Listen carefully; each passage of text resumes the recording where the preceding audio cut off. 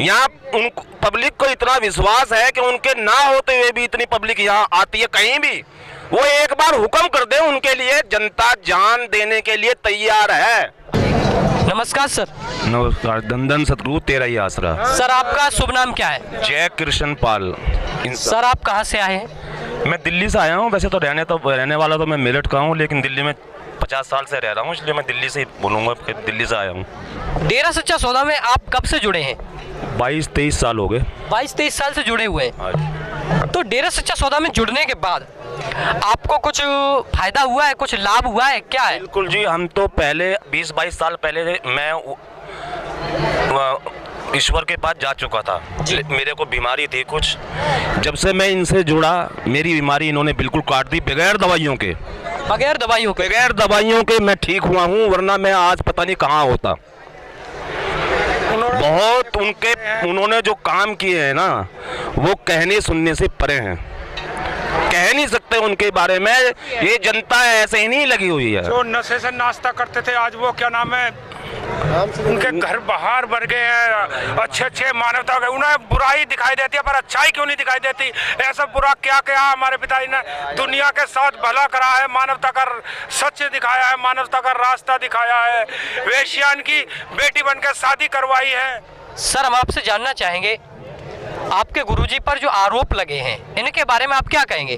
भाई वो तो पवित्र हैं, पवित्र रहेंगे। जैसे ईश्वर पवित्र है, इस तरह से हमारे गुरु भी पवित्र है, और हम मानते रहेंगे, मानते हैं। और ये पब्लिक जो है, आप पब्लिक को देखो ना भाई, जब वो जेल के अंदर हैं, वो जेल के अंदर ना होते हुए भी यहाँ हैं।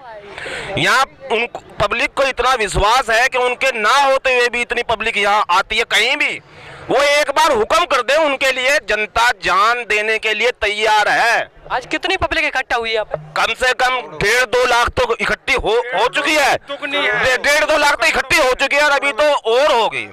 नहीं यहाँ पे ना। तो सर हम जानना चाहेंगे, जब से आपके बाबा जी जेल में गए हैं तब से आपके मानवता भलाई के कार्यों पर और साथ संगत पर कोई प्रभाव पड़ा है? कोई प्रभाव नहीं भाई, उनके तो हुक्म की देर है। जनता अपने आप ही भलाई के मानवता के कार्य करती है, कहने की जरूरत भी नहीं पड़ती। अगर जो गुरु हुक्म कर दे हमारे, तो फिर तो सोने पे सुहागा। आपके गुरुजी ने मानवता भलाई के कार्य किए हैं, कौन कौन से किए?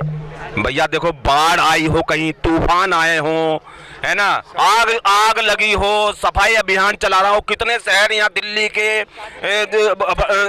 हरियाणा के, यूपी के कितने गांव साफ कर दिए, गंगा को साफ कर, कितने गंगा हरिद्वार को साफ कर दिया।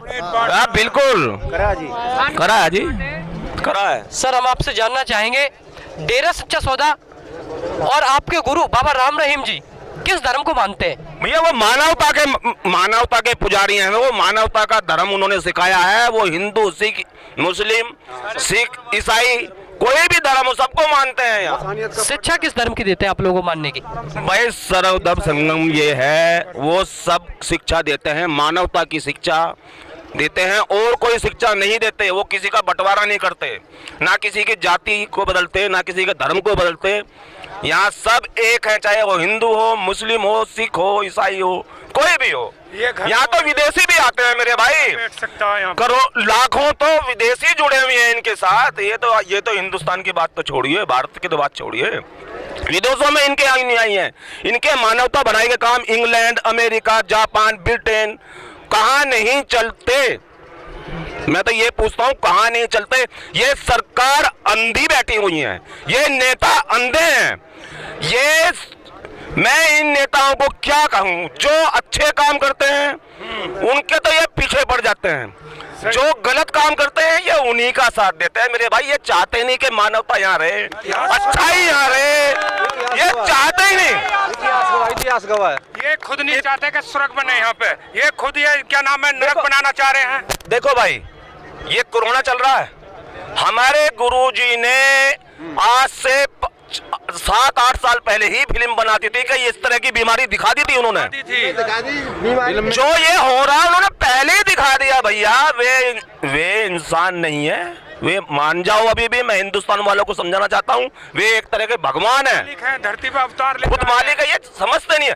देखो राम ने भी नहीं दिखाए कभी अपने वो, हालांकि सब कुछ कर सकते थे, लेकिन उन्होंने जो है इंसानियत का पाठ पढ़ाया, मानवता का पाठ पढ़ाया, इसी तरह से ये काम कर रहे हैं, वरना ये सब कुछ कर सकते हैं। सर हम आपसे जानना चाहेंगे कि आप डेरा सच्चा सौदा को लेकर और बाबा राम रहीम को लेकर सरकार से क्या अपील करना चाहेंगे? भैया सरकार को तो मैं ये कहना चाहता हूँ कि अब भी आप आंखें खोल लो, अगर इसी हिंदुस्तान को बचाना चाहते हो तो।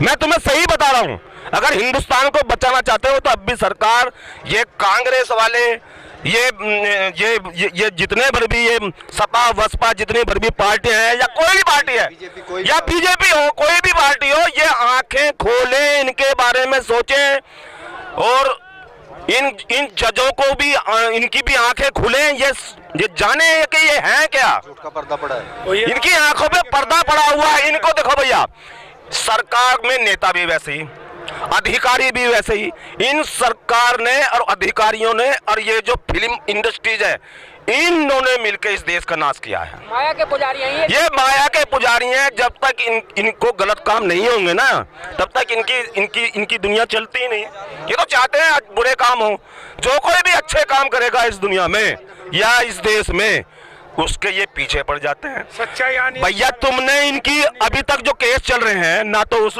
लड़की का पता है, सही बात। ना किसी गवाह का पता है, ना कुछ, बस ऐसे ही उठाया एक जो है चिट्ठी पे तुमने केस चला दिया। या तुम जज हो क्या हो, तुम जज हो, तुम क्या हो, तुम हैं? कभी ऐसा हुआ कि एक चिट्ठी लिख दी, लो मैं चिट्ठी लिखता हूँ हजारों, देखो कितने केस चलाते हैं ये जज जो हैं, कितने केस चलाते हैं ये जज लोग। मैं हजारों चिट्ठी लिख के जाता हूँ, हजारों चिट्ठी लिख के जाता हूँ, कितने केस चलाते हैं। चिट्ठी पे केस चला दिया जी, हनीप्रीत के पीछे पड़ गए। अरे तुम शर्म से डूब मरो यार, शर्म से डूब मरो तुम लोग, समझे ना, है ना।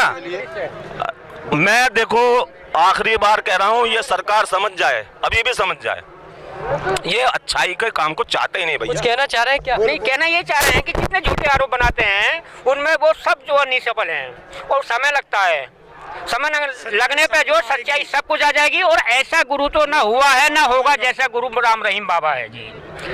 सर हमारे चैनल के माध्यम से आप, हमारे इस चैनल के माध्यम से आप पूरे देश और दुनिया को डेरा सच्चा सौदा के बारे में लोगों को क्या संदेश देना चाहेंगे? भैया देखो, अब वो तो गुरुजी तो है नहीं, अब वो अपनी ताकत का वैसे इस्तेमाल कर नहीं सकते।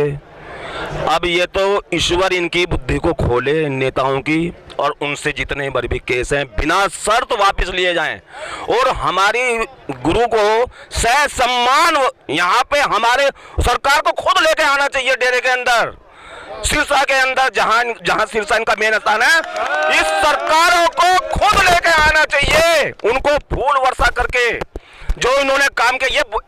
ये एक बुराई इन्होंने देख ली, लेकिन उन्होंने नहीं देखे कि 135 कार्य जो मानवता के इन्होंने कर रहे हैं, उनकी तरफ इनका कोई ध्यान नहीं है। बुराई अपने दौरे, बुराई चलो तुम केस चलाओ, देखो क्या है क्या, जब कुछ प्रूव ही नहीं हुआ तुम वैसे ही केस चलाए जा रहे हो, उनको अंदर ठुसा हुआ। मर्डर पता जमानत हो जाती है, मर्डर कर देते हैं लोग, असरआम वो हो जाता है, दुनिया भर केस चल रहे हैं, लेकिन सब कुछ इनको जमानत मिल जाती है, इनको जमानत भी नहीं। क्या तमाशा बना कर रखा हुआ है यार तुम लोगों ने। मैं तो प्रधानमंत्री से भी, गृह मंत्री से भी, और इनको मेन सुप्रीम कोर्ट के जजों को भी मैं कहना चाहता हूं कि जरा इस केस पे ध्यान दो और इस सच्चाई को सामने लाएं, जिससे ये देश बचे।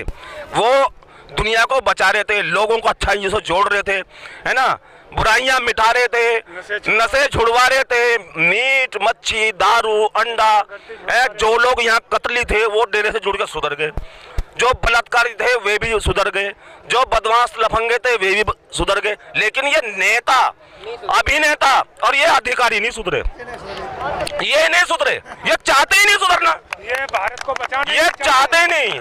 हर नींबू भी टाइम आएगा सच्चाई का सीबीआई भी नंगी होगी, मीडिया भी नंगी होगी, सरकार भी नंगी होगी, वो भी समय आएगा, सब सच्चाई सामने आएगी। वो हमने पता है, जब पिताजी के जिसने जूती पहन ली ना रोहतक से, कोई नहीं रोक सकता उनको, वो उनका भी कोई सॉल्यूशन है। चलिए, हमारे साथ बने रहने के लिए आप सभी का बहुत बहुत धन्यवाद।